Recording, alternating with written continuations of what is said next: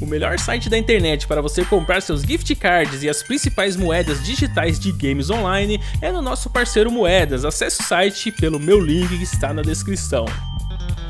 Salve família nostálgica, beleza? Existe um ditado que diz que gosto não se discute. Muitas vezes jogos odiados pelos críticos especializados pode apenas ser o gosto pessoal dele, não necessariamente quer dizer que o jogo seja ruim, não é porque o crítico diz que é ruim, você tem que jogar pra saber. E por isso, para o vídeo de hoje, eu escolhi alguns jogos que tiveram as piores notas pela crítica dita profissional e taxado até como jogos péssimos, mas que tiveram as melhores notas dos fãs que classificaram esses mesmos games como excelentes.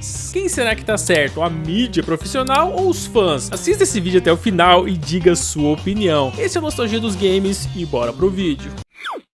Vou iniciar com Kirby Air Ride, um título de 2003 lançado no GameCube, que apesar de não ter sido classificado como um jogo terrivelmente ruim pela crítica, com certeza merecia muito mais que meros 5.2 de 100, deixado pelos críticos profissionais aí. Eles alegaram que Kirby Air Ride era excessivamente simplista, tanto no seu esquema de controle quanto na falta de orientação ao dizer aos jogadores o que fazer. Tem que falar a todo momento o que tem que fazer? Vai ver, é por isso que os jogos de hoje sempre tem setas dizendo onde você deve ir. Mas enfim, enquanto os críticos acharam ruim, a maioria dos jogadores discordaram completamente e classificaram o jogo com 96% de aprovação. E mesmo mais de 20 anos depois, o game mantém essa nota alta pelos jogadores. Você pode ver essa nota só fazendo aquela pesquisa básica no Google. Ali tem uma classificação do usuário e você pode ver essa porcentagem. Inclusive, os jogadores elogiaram o idealizador do game, o Masahiro Sakurai, pela mecânica excelente, escolha de design e a possibilidade até de jogar com 4 jogadores, todos correndo ali com tela dividida, sem contar os power-ups e pistas com os mais diferentes biomas que estavam acima da média para um jogo de 2003. E os críticos ainda falam que não é tão bom assim. Bom, como o Kirby é um personagem muito amado pelos fãs da Nintendo, alguns podem até sim acreditar que Kirby Air Ride tem mais a ver com saudosismo do que com a boa jogabilidade, mas com essa quantidade de elogios pelos jogadores, acho que não é bem assim não.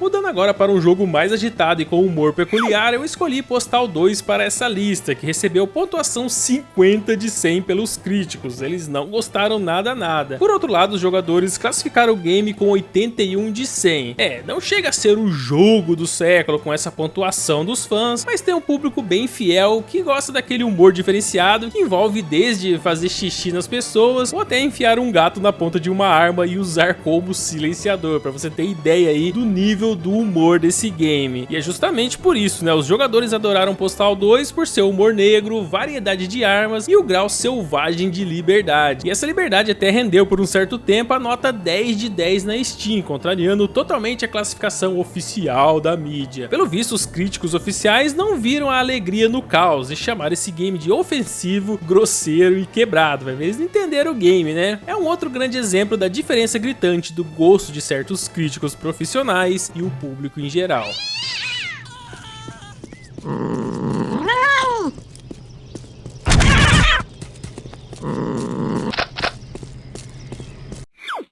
Com certeza o game que mais dividiu opiniões nessa lista é Deadly Premonition, um terror de sobrevivência em mundo aberto, lançado inicialmente em 2010 para o Xbox 360 e posteriormente ganhou uma versão para PlayStation 3 e PC. Esse título é conhecido por sua mistura única de elementos de terror, investigação e uma narrativa profundamente peculiar, que muitas vezes é comparada ao estilo daquela série de TV Twin Peaks. É um estilo bem diferenciado para poucos. A proposta do jogo é legal, mas sendo bem sincero aqui, o game não é perfeito, existem mesmo inúmeros erros técnicos e por isso pegou a classificação 2 de 10 pela IGN dos Estados Unidos, uma nota extremamente baixa, enquanto outros críticos que também fizeram essa avaliação foram aumentando a nota aí e até bateu 10 de 10, ou seja, tem crítico que gostou bastante para classificar como 10 de 10 e tem crítico que realmente odiou, como a IGN aí que classificou 2 de 10. Como eu disse, um jogo que dividiu opiniões, já o público na grande maioria ignorou os erros do game somente apreciaram essa experiência. Apesar dessas questões técnicas aí, Deadly Premonition foi amplamente celebrado por sua história complexa, personagens bem desenvolvidos, diálogos memoráveis e sobretudo sua atmosfera única. Dificilmente você vai achar um jogo com essa pegada aí. Aquele game que varia a trilha sonora desde músicas tranquilas até temas inquietantes. A proposta do game eu achei excelente. Se você ignorar a nota extremamente baixa dos críticos, dê uma chance a esse título, você vai gostar.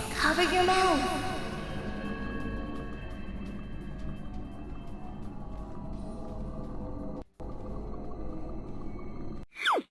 Outro título taxado como ruim pela crítica, mas foi elogiado pelos jogadores, é Rule of Rose, um survival horror com elementos de terror psicológico lançado em 2006 para o PlayStation 2. O jogo aborda muitos temas pesados, o que acabou migrando o círculo de fãs para um público mais adulto. Tem uns assuntos aqui que são realmente bem pesados. Pra quem não conhece, a narrativa se passa na Inglaterra dos anos 1930 e segue a história de Jennifer, uma jovem que se encontra presa em um misterioso dirigível controlado por um grupo de meninas que se autodenominam a aristocrata. Essas meninas impõem regras bizarras e jogos sádicos, forçando Jennifer a buscar um menino desaparecido chamado Joshua, enquanto desvenda ali os segredos sombrios que cercam o dirigível e suas jovens ocupantes. Inclusive eu já fiz live desse game aqui no canal, e mesmo com algumas falhas técnicas realmente tem ali de movimentação, o jogo é bom para quem gosta desse estilo. Acontece que, para a crítica profissional, após analisar o game, resolveu que Rule of Rose merecia apenas a classificação de 4,9 de 10, e o jogo foi explicitamente taxado como ruim, na cara dura mesmo. Falaram tão mal do título que enquanto eu li essa review, quase eu acreditei que o Rule of Rose não prestava. No entanto, todos que jogaram têm uma visão bem diferente. Uma pesquisada rápida no Google, você já encontra a classificação positiva de 95% dos jogadores.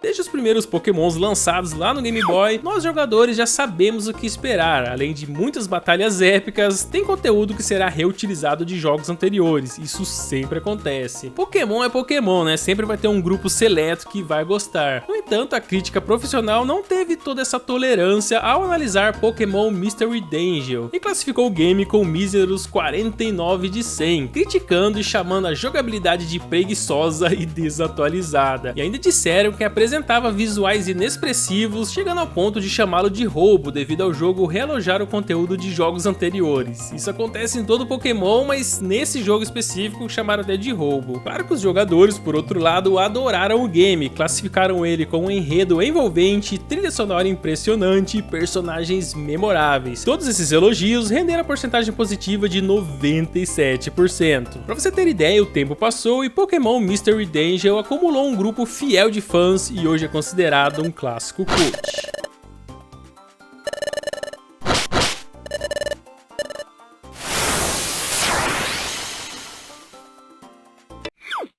E por último eu deixei God Hand, um dos games mais injustiçados do PS2, que teve a nota 3 de 10 pelos críticos e o chamaram de um jogo chato, irritante e frustrante. Eu acho que eles nunca jogaram God Hand, né? Só meteram o louco mesmo. Isso porque os jogadores classificaram o game com a nota de 95 de 10, é uma diferença muito grande. God Hand é um título de 2006, desenvolvido pela Clover Studio, foi publicado pela Capcom e dirigido por Shinji Mikami. Sim, o mesmo Shinji Mikami que também dirigiu Resident Evil, Dino Crisis e The Evil Within. Shinji Mikami é um ícone na indústria dos jogos. Mas enfim, os críticos reclamaram dos gráficos, o design dos níveis, a câmera ruim, a falta de polimento e várias outras críticas negativas. Eu não sei se certos críticos não entenderam a proposta do game ou simplesmente não conseguiram jogar, porque God Hand realmente é difícil. Vai vendo, conseguiram jogar, né? E classificaram como ruim. Bom, para aqueles jogadores que entenderam a proposta, aposto que continuam sendo fãs até hoje e fizeram God Hand se tornar um clássico cult. E os maiores elogios são especialmente sobre o humor do título, combate diferenciado, personalidade única, protagonista marcante e as músicas, né? As músicas são muito boas. Esse eu também já fiz live aqui, eu garanto que é um jogo bom. Difícil, mas bom. E até penso que talvez o pouco sucesso de God Hand seja porque ele teve um lançamento tardio no PS2 e jamais por falta de qualidade.